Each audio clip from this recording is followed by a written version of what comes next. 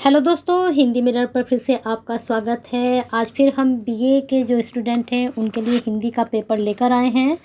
और ये आज आपकी जो है बीए फर्स्ट ईयर का कल को उनका पेपर है, तो ये लास्ट वीडियो है फर्स्ट ईयर वालों के लिए फर्स्ट पेपर की। ठीक है, कल आपको सेकंड पेपर की वीडियो मिलेगी क्योंकि आपका कल परसों सेकंड पेपर है।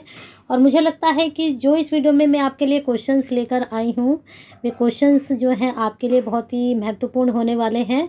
हो सकता है जो ये प्रश्न हैं इनमें से ही कल आपके एग्ज़ाम में प्रश्न बन जाए, तो पूरी वीडियो ज़रूर देखें।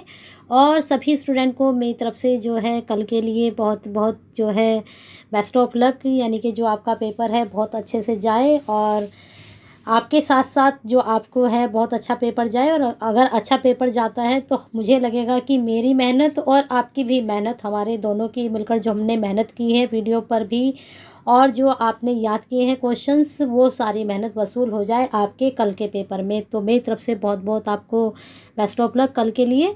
चलिए शुरू करते हैं। पहला प्रश्न है इसमें, निम्नलिखित में से किस उपन्यास में, आप नंबर पे मत जाया करें स्टूडेंट, क्योंकि जहाँ से मुझे अच्छे प्रश्न आपके लिए मिलते हैं, मुझे लगता है कि ये इम्पोर्टेंट है, ये आपके एग्जाम में आ सकता है, तो वही मैं प्रश्न लेती हूँ, है ना। चलिए प्रश्न देखते हैं। किस उपन्यास से पूर्व दीप्ति शैली का उपयोग है? राग दरबारी में। यहाँ पर सीधा सीधा हम आंसर देखेंगे तो इसमें त्यागपत्र जो उपन्यास है उसमें पूर्व दीप्ति शैली क्या होती है? फ्लैशबैक सभी समझते हैं ना, जो फ्लैशबैक में जैसे आप पिक्चर वगैरह भी देखते हैं कि जो पीछे की कहानी दिखाई जाती है, तो पीछे की कहानी किस में दिखाई गई है? त्यागपत्र में दिखाई गई है, फ्लैशबैक की। यहाँ पर पूरी जानकारी देखते हैं। त्यागपत्र प्रसिद्ध लेखक ज्ञानेंद्र द्वारा रचित लघु उपन्यास है जिसका प्रकाशन इसने सन में हुआ। मरनाल नामक भाग्यहीन व्यक्ति के जीवन पर आधारित, ये आपसे इसका पात्र भी पूछ सकते हैं कि मरनाल किस उपन्यास की पात्र है। ठीक है, आगे देखते हैं। ये एक प्रभावशाली और मन मस्तिष्क को झकझोर देने वाला उपन्यास है।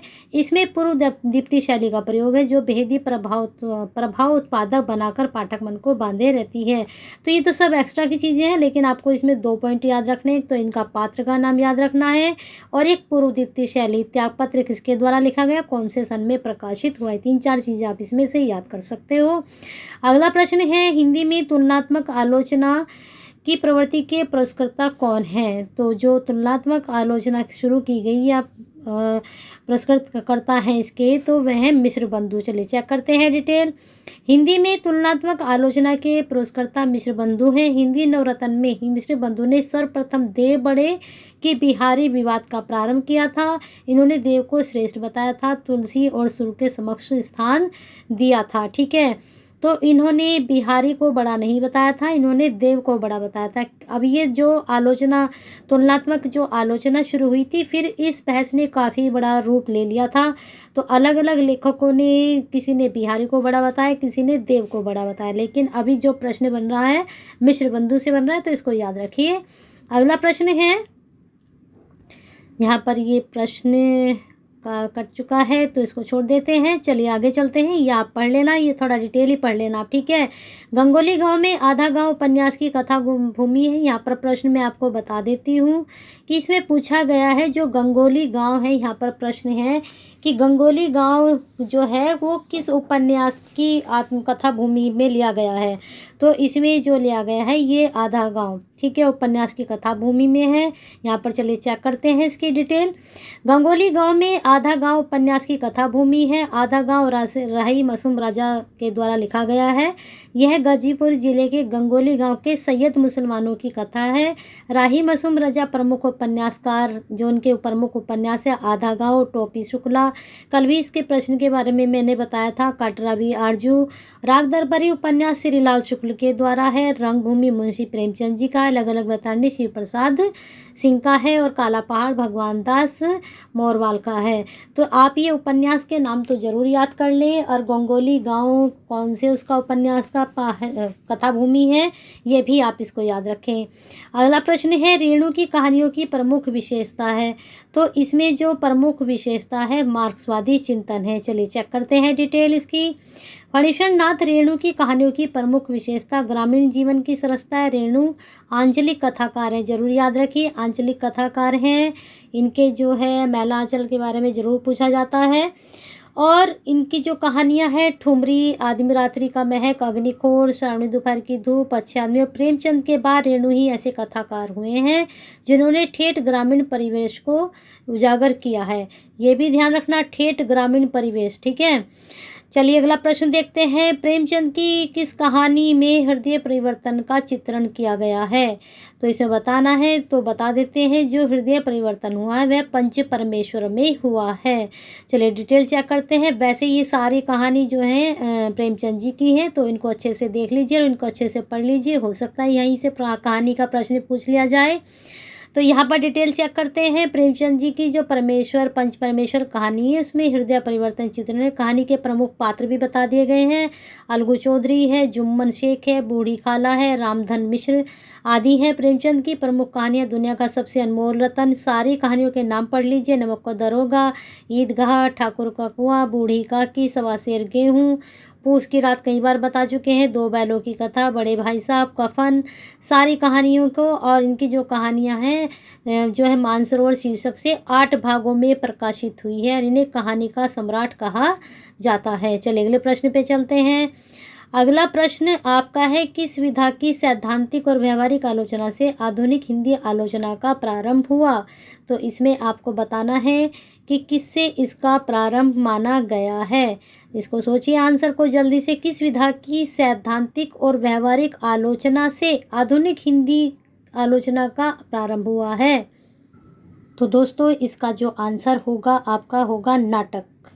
इसकी आंसर की डिटेल नहीं है, लेकिन मैं थोड़ा सा आपको समझा देती हूँ डिटेल। इसकी डिटेल क्या है कि जो विधा है आपकी सैद्धांतिक और व्यवहारिक आलोचना, इसमें आधुनिक हिंदी आलोचना का प्रारंभ पूछा है तो यह नाटक से हुआ है।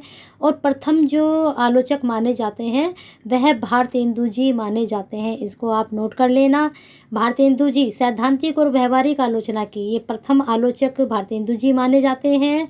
और इसमें जो इनके द्वारा इन्होंने जो लिखा है, नाटक नाम से इन्होंने आलोचना लिखी है, वो इनकी प्रथम मानी जाती है सैद्धांतिक और व्यवहारिक आलोचना में। ठीक है, समझ में आ गया होगा। चलिए अगला प्रश्न देखते हैं। कविता क्या है के अनुसार कविता की आयु बढ़ती है? कविता क्या है के अनुसार क्या होता है कि आयु बढ़ती है? तो इसमें आएगा नाद सौंदर्य से। चलिए आगे देखते हैं इसके डिटेल। कविता क्या है के अनुसार कविता की आयु नाद सौंदर्य से बढ़ती है? कविता क्या है? निबंध है ये, ठीक है। आचार्य रामचंद्र शुक्ल द्वारा रचित है। निबंध चिंतामणि भाग 1 में संकलित है। कविता क्या है? निबंध सर्वप्रथम सरस्वती पत्रिका में 1909 में प्रकाशित हुआ था। आचार्य शुक्ल के 4 निबंध संग्रह प्रकाशित हुए। चिंतामणि भाग 1 जो कि रामचंद्र, चिंतामणि भाग 2 संपादक विश्वनाथ प्रसाद मिश्र हैं। चिंतामणि भाग 3 इसके संपादक नामवर सिंह हैं। चिंतामणि भाग 4 इसके संपादक कुसुम चतुर्वेदी एवं ओम प्रकाश सिंह हैं। यहाँ पर बहुत ही अच्छी जानकारी आपको निबंध से संबंधित मिली और यहाँ से प्रश्न आपका 99 बन सकता है। चलिए अगले प्रश्न पे चलते हैं। निम्नलिखित में से जो है आपको बताना है कि इनमें से कौन सी मान्यता जो है आचार्य रामचंद्र शुक्ल की नहीं है। तो इसमें से जो नहीं है वो हम बता देते हैं। सब कुछ में मिलावट है, सब कुछ अविशुद्ध है, ये मान्यता उनकी नहीं है। बाकी मान्यता उनकी सारी हैं। चलिए डिटेल देख लेते हैं। दिए गए विकल्पों में से जो ई है तो वह नहीं है। तो बाकी है भावयोग क्रम के योग समक्ष है, प्रकृति भी भाव का आलंबन हो सकती है, अलंकार कविता के लिए अनिवार्य नहीं, वक्रोक्ति को भावानुवादित होना चाहिए। ये सभी आचार्य शुक्ल की मान्यताएं हैं। आचार्य शुक्ल के मौलिक निबंध कौन कौन से हैं यहाँ पर देख सकते हो आप। इनमें से किसी का भी नाम आपसे पूछा जा सकता है। ये सब जो हैं उनके मौलिक निबंध हैं। मौलिक को और अनुदित का मैंने कल आपको अंतर बताया था कि मौलिक क्या होता है और अनुदित क्या होता है। इसका संग्रह चिंतामणि भाग 1 प्रथम के विचार विधि नाम से 1930 में प्रकाशित हुआ था। जितने भी निबंध हैं ये चिंतामणि भाग 1 में, अभी मैंने आपको चारों भाग समझाए हैं यहाँ पर, इसको जरूर नोट डाउन करें आप। चलिए अगला प्रश्न लेते हैं। 11 वर्ष का समय कहानी के लेखक कौन हैं? तो 11 वर्ष के समय के लेखक रामचंद्र शुक्ल जी हैं। और आपको बता दें ये प्रथम कहानी की श्रेणी में भी आती है कहानी 11 वर्ष का समय। वैसे तो एक ही कहानी मानी गई है प्रथम कहानी इंदुमती, लेकिन 3-4 कहानी ऐसी हैं जिनको प्रथम श्रेणी में रखा गया है। चलिए देखते हैं इसकी डिटेल। 11 वर्ष का समय कहानी के लेखक शुक्ल जी हैं, पता चल चुका है। लक्ष्मी नारायण लाल ने शिल्प विधि की दृष्टि से 11 वर्ष की कहानी को हिंदी की प्रथम कहानी कहा है। मैं आपको कह रही ना कि 3-4 कहानी जो है प्रथम कहानी की श्रेणी में आते हैं। इंदुमती आती है, 11 वर्ष का समय आता है, और एक टोकरी भर मिट्टी आती है, और जो है आपके इस तरह की 4-5 कहानी है, ये सारी आप पढ़ लीजिए। लेकिन पहली कहानी तो मानी तो गई है इंदुमती, लेकिन अलग अलग जो है, जैसे अब लक्ष्मी नारायण ने जो है 11 वर्ष का समय को पहली कहानी माना है, तो ऐसे ही जो है टोकरी भर मिट्टी को किसने माना है, बंग महिला के द्वारा लिखी गई कहानी को किसने प्रथम कहानी माना है, तो ये सब आप पढ़ लीजिए, है ना। चलिए आगे देखते हैं। नमक का दरोगा, बूढ़ी काकी, पूस की रात, ये बैलोक कथा प्रेमचंद जी कहानी है। और इसके बाद आपका बुद्धू का कांटा, ये सब चंद्रधर शर्मा गुलेरी की हैं। उसके बाद विश्वनाथ शर्मा कौशिक की हैं। सबके कहानियों के नाम यहाँ पर दे दिए गए हैं, अच्छे से पढ़ लीजिए, ये कल भी मैंने आपको समझाए थे। चलिए आगे चलते हैं। ठलुआ क्लब निबंध संग्रह के लेखक कौन हैं? तो ठलुआ क्लब निबंध संग्रह के जो लेखक हैं वे है गुलाब राय हैं।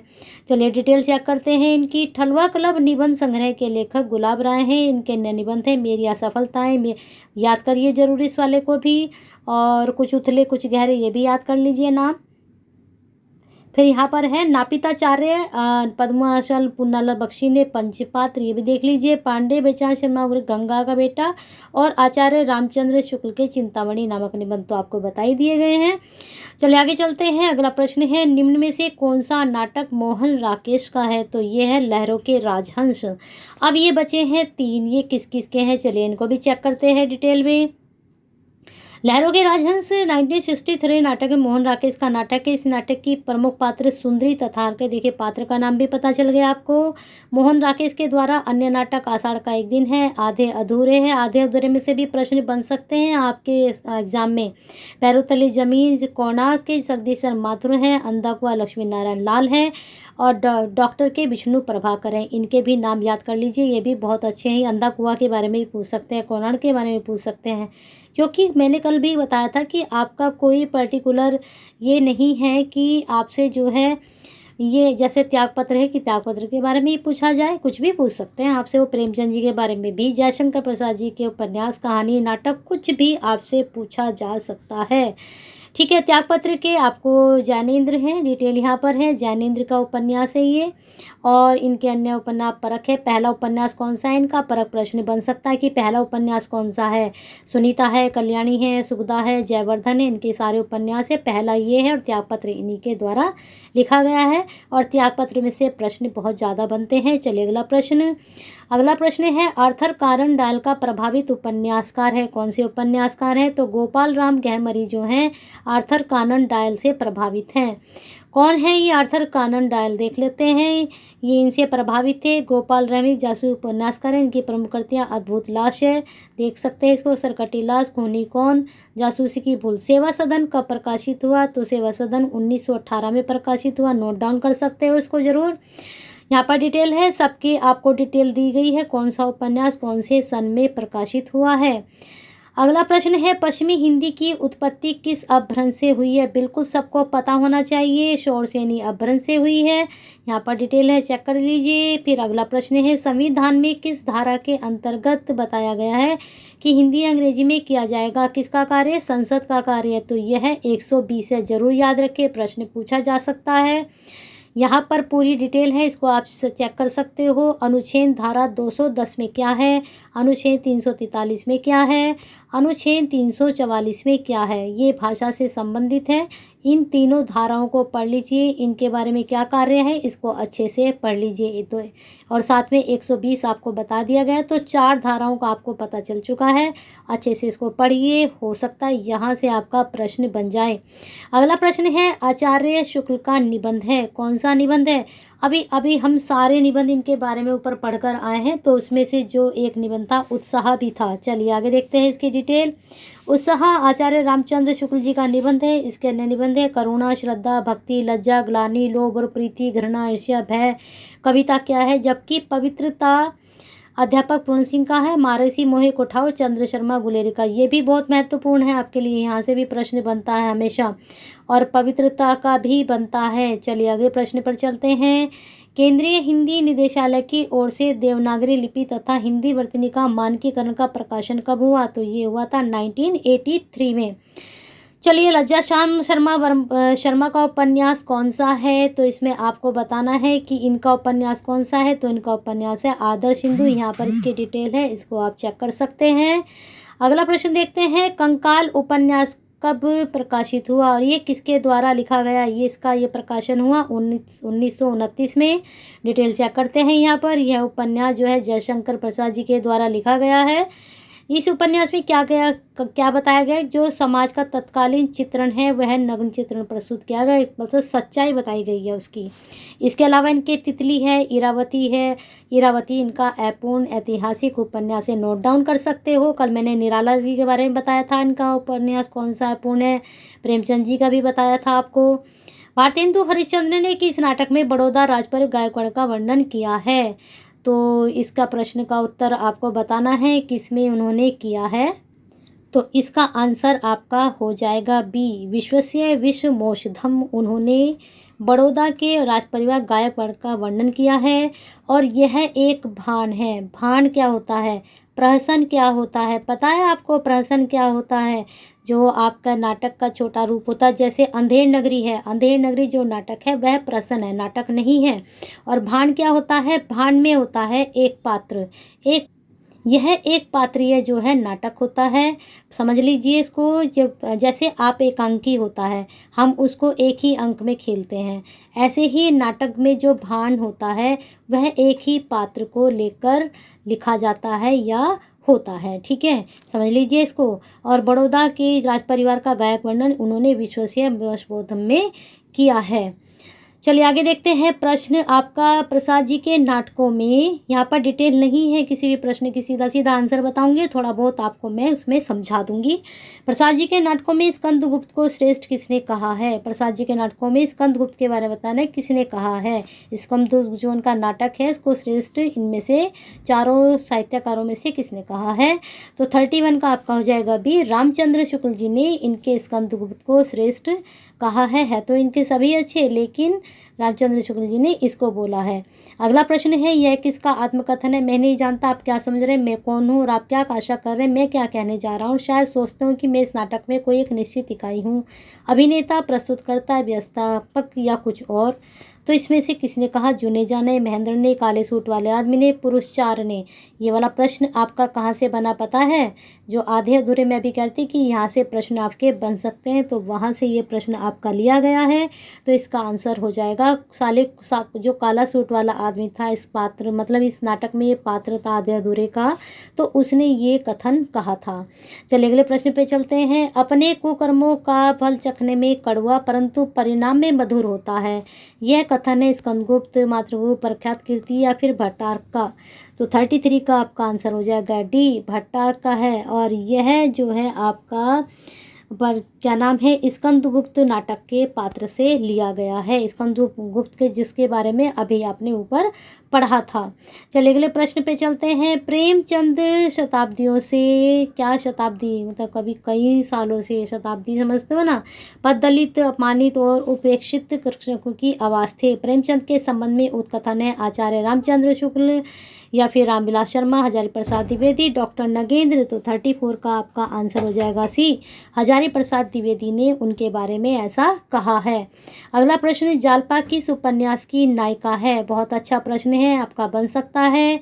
तो 35 का आपका हो जाएगा डी, गबन की नायिका है। गबन प्रेमचंद जी के द्वारा लिखा गया है। ठीक है। गोदान का कौन सा पात्र प्रेमचंद के प्रगतिशील विचारों का वाहक माना जाता है? यहाँ पर गोदान के ये सारे आपको पात्र पता चल चुके हैं, इतने पात्र हैं वहाँ पर, और सारे तो नहीं है, मोस्टली यहाँ पर आ चुके हैं। 36 का आपका आंसर हो जाएगा सी, प्रोफेसर मेहता के द्वारा प्रेमचंद जी ने अपने विचार उसके द्वारा प्रस्तुत किए हैं, प्रगतिशील विचार। ठीक है। अगला प्रश्न है, तलाकशुदा माता पिता की संतान की मानसिकता पर आधारित उपन्यास है। तो 37 का हो जाएगा आपका बंटी। बहुत अच्छा प्रश्न है, ये बन सकता है आपके एग्जाम में। मनु भंडारी और उनके पति, मैंने कल आपसे प्रश्न पूछा भी था, इन दोनों का संबंध बताइए क्या है। श्रीलाल शुक्ल के उपन्यास, उन दोनों ने मिलकर ये उपन्यास लिखा है। श्रीलाल शुक्ल के उपन्यास राग दरबारी का रंगनाथ की वापसी शीर्षक से नाट्यांतर किसने किया? आपका राग दरबारी का मैंने गांव का नाम भी बताया था और उसमें मैंने आधा गांव का जो नाम है कहाँ की उसकी कथा वस्तु बनी है, कौन से गांव से, वो भी बताया था। तो याद रखिए, गांव के नाम भी पूछे जा सकते हैं एग्जाम में। तो 38 का आपका हो जाएगा एक गिरीश रस्तोगी। इसमें क्या है कि जो रंगनाथ की वापसी शीर्षक से नाट्यांतर किसने किया है? गिरीश रस्तोगी ने। समझ रहे हो ना प्रश्न क्या पूछा जा रहा है ये? चलिए अगला प्रश्न देखते हैं। अगला प्रश्न आपका है, मैं मर रही हूँ अब शौक से पीजिए, दिन रात पीजिए। ठीक है, मैं आपको तंग करने नहीं आऊँगी, मैं अपनी ही आपके रास्ते के कांटा थी, आपका जीवन निष्कंटक बीतेगी। अंजो दीदी का यह पत्र किसको संबंधित है? ये अंजो दीदी से ही लिया गया है। ठीक है, तो इसमें आपको बताना है इस प्रश्न का आपका उत्तर क्या जाएगा 60 में।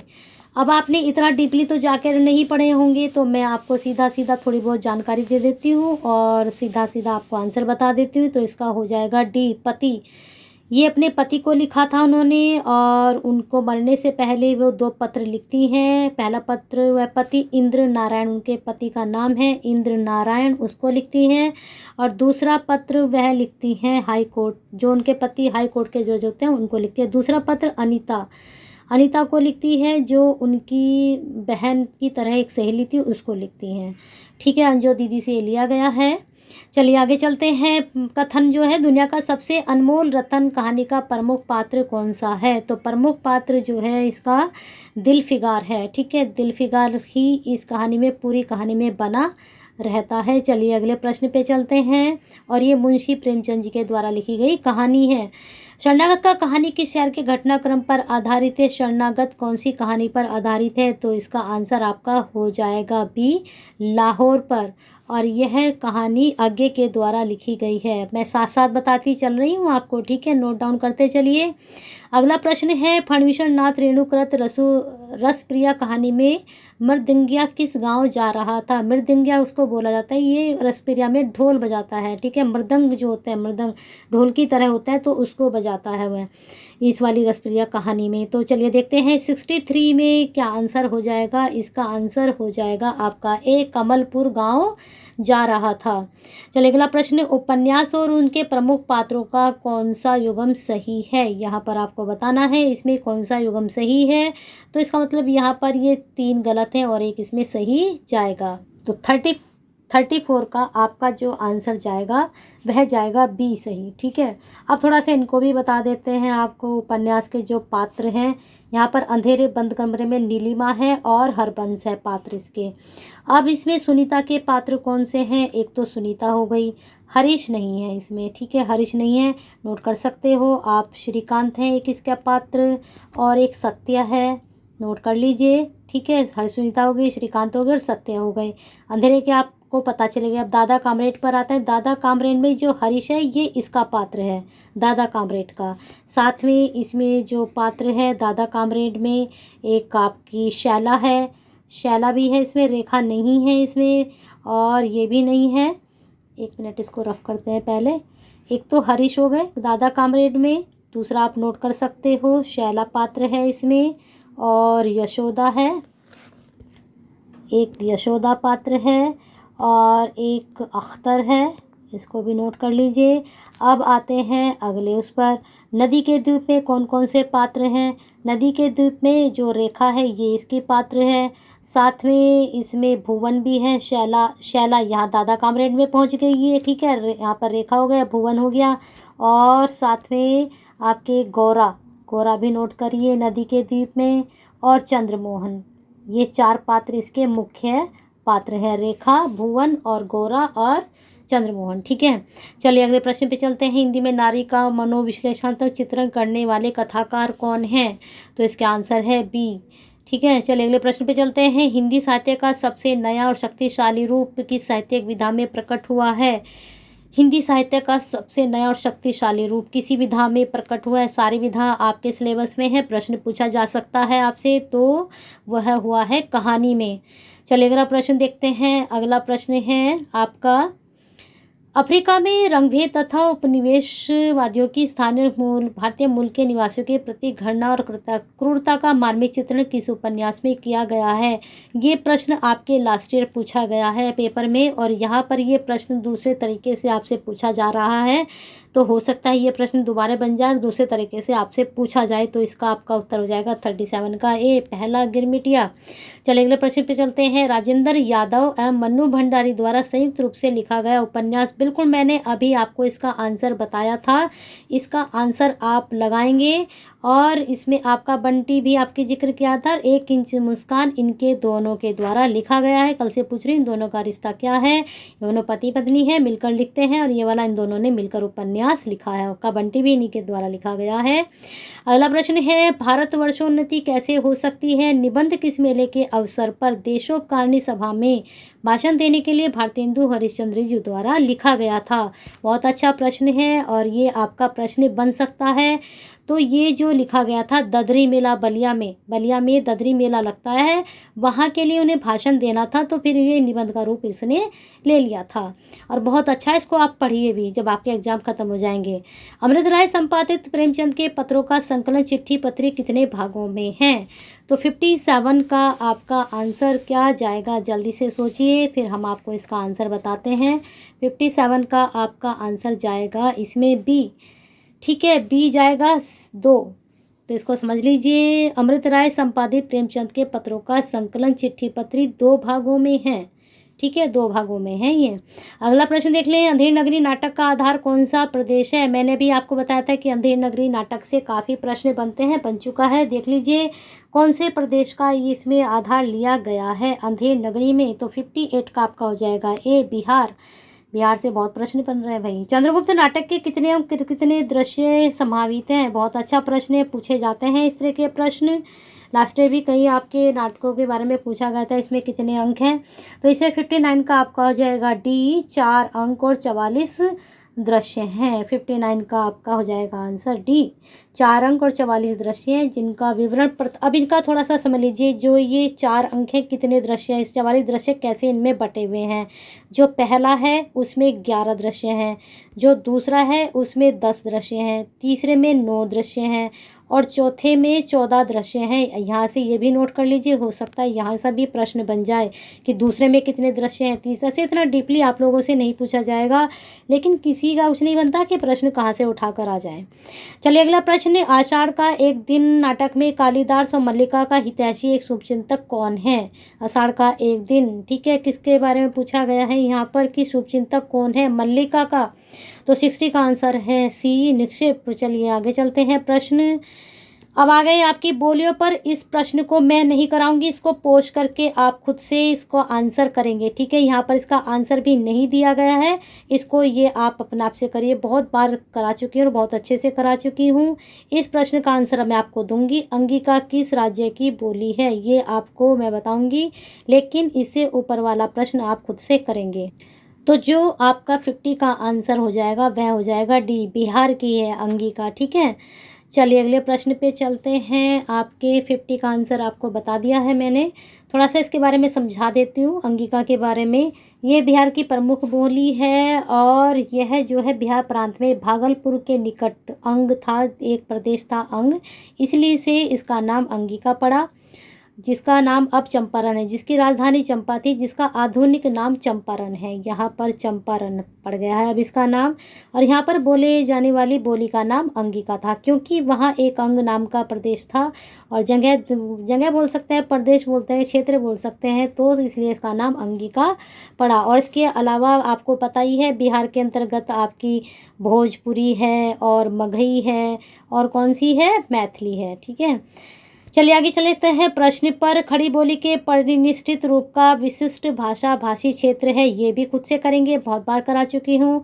आधे अधूरे के बारे में आपको थोड़ा सा बता देती हूँ। आधे अधूरे के बारे में कौन सा कथन सही नहीं है, पारिवारिक विघटन की गाथा है। 4 है, 4 में से सीधा सीधा जो नहीं है वो आपको बता देती हूँ। 29 का आपका आंसर इसमें से जाना चाहिए डी। ठीक है, अपर्याप्त रंग निर्देशों से युक्त नाट्य करती है, ये चीज़ इसकी गलत है। बाकी ये पारिवारिक विघटन है, मध्य समाज की समकालीन से युक्त है, स्त्री पुरुष के बीच लगाव और तनाव का दस्तावेज है। चलिए अगले प्रश्न पे चलते हैं। भारतेंदु द्वारा अनुदित नाटक कौन सा है। अनुदित मौलिक में समझा चुकी हूँ क्या होते हैं, तो यहाँ बताना है कि यहाँ पर अनुदित कौन सा है, मौलिक नहीं बताना है। तो 30 का आपका आंसर हो जाएगा सी, विद्या सुंदर। ये शायद कल भी प्रश्न आया था, लेकिन मैंने कहा ना प्रश्न प्रश्न बदलते रहते हैं, आंसर एज इट रहते हैं। चलिए अगले प्रश्न पे चलते हैं। निम्नलिखित में से किस नाटक में भारतेंदु जी ने अभिनय किया था? कल भी इस तरह का प्रश्न बना नहीं था, इसके बारे में पूछा गया था कि कौन इसके लेखक है, लेकिन मैंने आपको बताया था कि भारतेंदु जी ने और प्रताप नारायण मिश्र ने दोनों ने इसमें जो है अभिनय किया था और उन्होंने उसके लिए मूछें मुंडवाई थी। तो इस तरह की चीज़ें मैं आपको बीच में बताती चलती हूँ। तो जानकी मंगल है, 31 का आपका आंसर जानकी मंगल है। और इसके लेखक का नाम कल की वीडियो में मैंने बताया था, तो देखिए कल की वीडियो में जाकर कि जानकी मंगल के लेखक कौन है। चलिए अगले प्रश्न पे चलते हैं। हिंदी नाटकों के मंचन में यक्षगान का प्रयोग किस निर्देशक ने किया?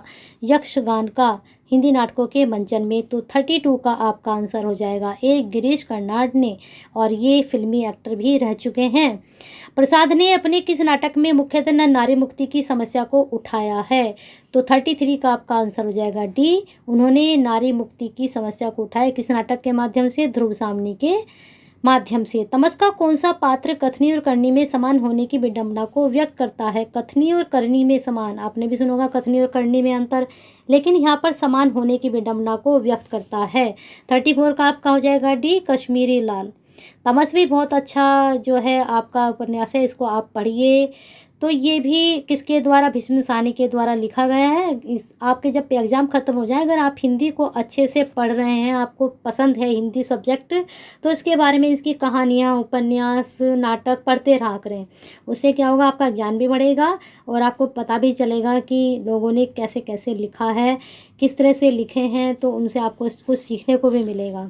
हिंदी के ऐतिहासिक उपन्यासकार कौन है? ऐतिहासिक उपन्यासकार के बारे में पूछा गया है, तो 35 का ए, वृंदावन लाल वर्मा।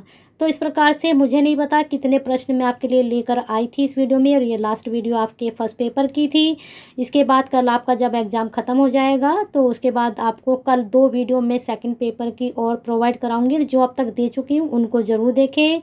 पेपर आपका सेकंड ज़्यादा मतलब हार्ड नहीं है, वो ईजी है इसकी अपेक्षा, क्योंकि यहाँ पर तो आपका अंधाधुंध चल रहा है कि कौन सा नाटक चाहिए, कौन सा उपन्यास, कुछ पता नहीं है। तो थर्ड फोर्थ यूनिट में, लेकिन अगर आपने फर्स्ट यूनिट और सेकंड यूनिट भी इस पेपर की बहुत अच्छे से तैयारी कर ली है, तो तब भी आप, मुझे लगता है कि आधे से ज़्यादा पेपर लेकर निकाल ले जाएंगे, क्योंकि पेपर डिवाइड होता है आपकी यूनिट के हिसाब से। पहले आपके फर्स्ट यूनिट में से क्वेश्चन बनेंगे, फिर आपके सेकंड यूनिट में से बनेंगे, फिर थर्ड में से और फोर्थ में से बनेंगे। और ये सभी को पता है कि अभी फर्स्ट ईयर है आपका, तो इंटर के बच्चों के पास आउट के इतनी अच्छी हिंदी में कमांड नहीं हो पाती है। जब तक आप सेकेंड ईयर थर्ड ईयर में आएंगे तब अच्छी कमांड हो जाएगी आपकी। तो पेपर में जो आपका पार्ट बनेगा वो 40% बनेगा आपका थर्ड और फोर्थ यूनिट में। तो 60% अगर आपका फर्स्ट सेकंड यूनिट में से बन रहा है, तो क्या होगा आपको, अगर आपकी इनकी तैयारी अच्छी है तो आप 60 नहीं लेकर जाएंगे, तो 50% तो आप लेकर जाएंगे ही ना।